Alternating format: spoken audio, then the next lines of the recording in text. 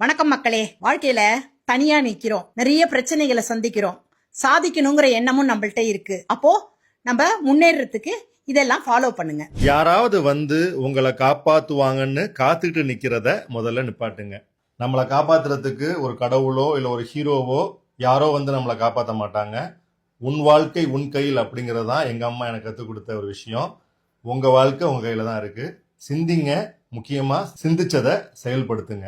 சாதிக்கணும் அப்படிங்கிற பயணத்துல உங்களுக்கு ஏற்படுற வழிகளை சாக்கு போக்கா சொல்லி நீங்க பண்ணிட்டு இருக்க விஷயங்களை நிறுத்தாம அதையே உங்க வாழ்க்கை பாடமா மாத்திட்டீங்கன்னு சொன்னா நீங்க எந்த வழியில போறீங்களோ அங்க வேகமாவே செல்ல முடியும். நீங்க நினைச்ச இலக்கை சீக்கிரமாவே அடைய முடியும். சோ சாக்கு போக்கு சொல்லாம உங்களுடைய பயணத்தை தொடர்ந்துகிட்டே இருங்க. நம்ம காயங்களை நமக்குள்ளேயே ஆத்திப்போம்.